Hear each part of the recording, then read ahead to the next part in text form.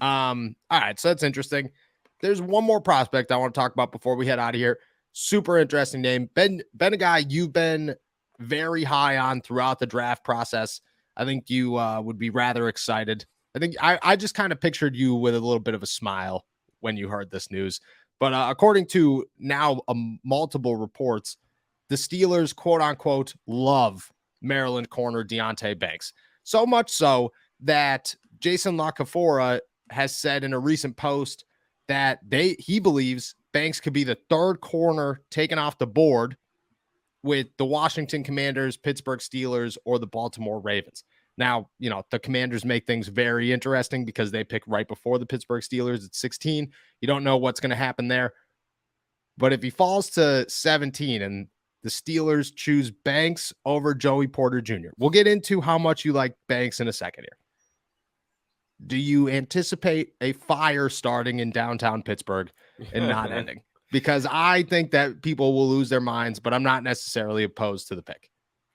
Yeah, I mean, I've seen a lot of stuff on Twitter, just because like people been telling me like all this different stuff, like, saying like Banks is like only rising because of the combine, and like saying that they don't like him and this and that. And I keep asking like people, why?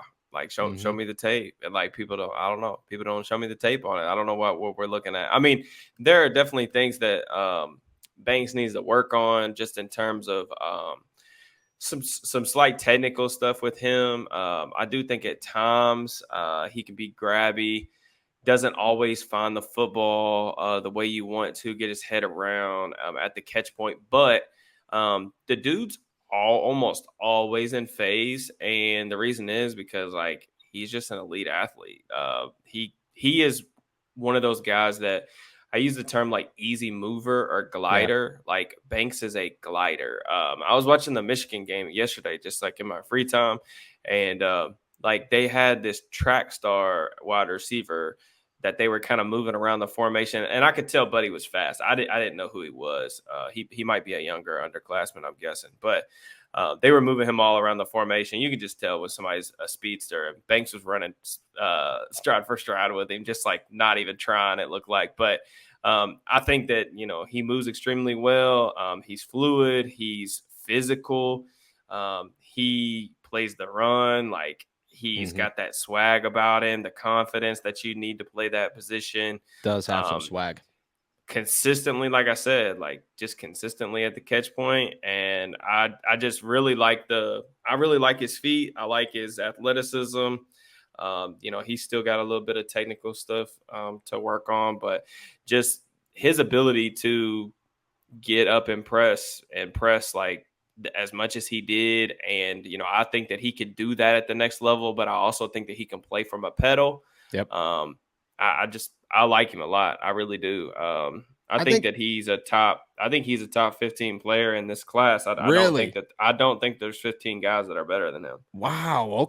Okay. That's a very interesting take right there. 15. Yeah. I'm not going to disagree. I haven't done my homework like you have, but I think what stood out to me in that little analysis is the grabby thing. I think we've said that about every single corner in this class, is that they're outside of Christian Gonzalez, is that they're those top four guys.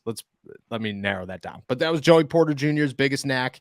It was Devin Witherspoon's knack. They're just a little grabby. They can't be as grabby. So this is why, because you can get away with more in college than you can at the next level. So like, this is not a this year type thing. This is an every year thing. Like people, like you'll see that come up in like even the best corners in the class scouting reports, is because you just get away with more in college, especially away from the football. Like, whereas, at the NFL level, like you don't get away with as much away from the football as you do at the college ranks. So, but yeah, I mean, I'll be honest, like if they took Banks at 17 over Porter, what are your thoughts on over Porter? We're live streaming. We're happy. We're live streaming. We're going straight into the film.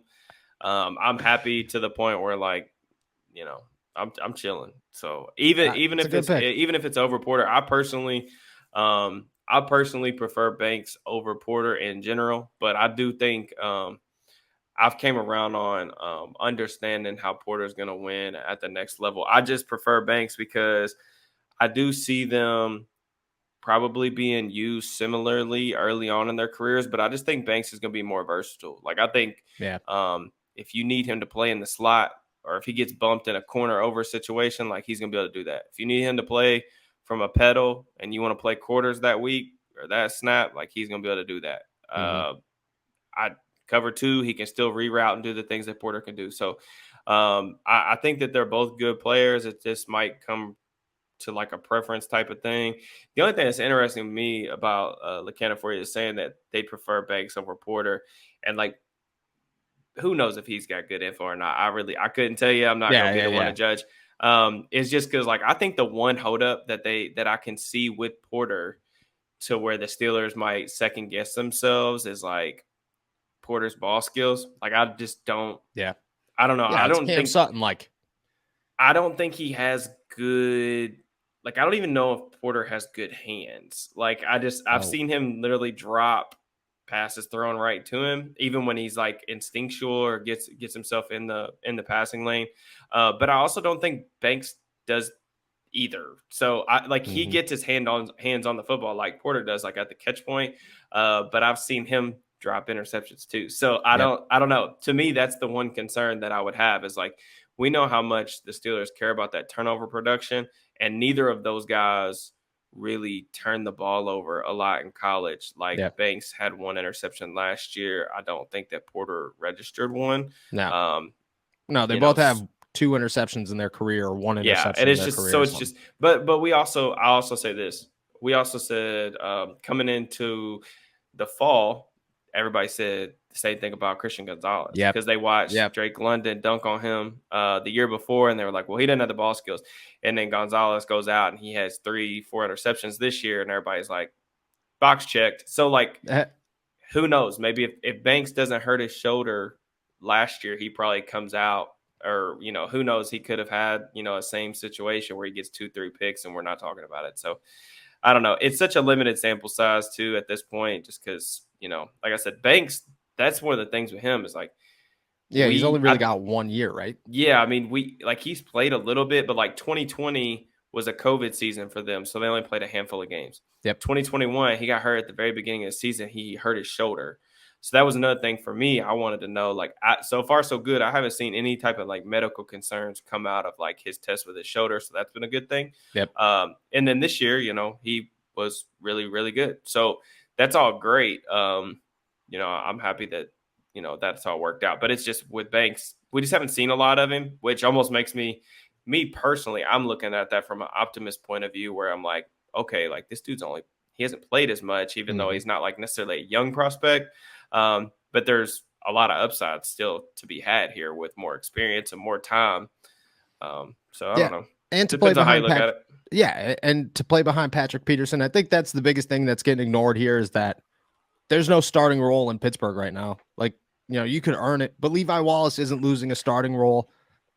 Possibly, but I have a hard time believing that. He might get out repped. Doesn't mean he's not starting. Patrick Peterson certainly is not losing a starting job this season.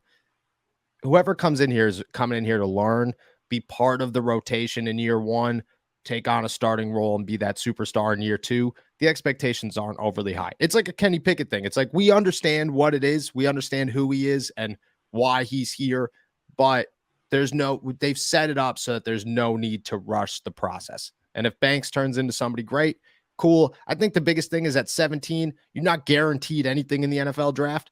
So if you took a guy with more upside instead of a guy that feels safer and a guy like Joey Porter Jr., I understand the move and I kind of respect it because you kind of got to swing for the fences at 17. You're not getting a top 10 pick. You're not getting a guaranteed thing. You're getting question mark after question mark. Can you hit on those question marks? I think that's the biggest thing. All Steelers Talk has officially launched their own clothing brand, Black and Gold Apparel, now available on bonfire.com or at the shop tab at our YouTube page. Your new favorite place for Steelers t-shirts, sweatshirts, and crew necks, now out, now available in multiple designs, including some of my favorites, Kenny Comeback, Mute, and Kenny DeGeorge. Check them all out at bonfire.com or on the shop tab at our YouTube page.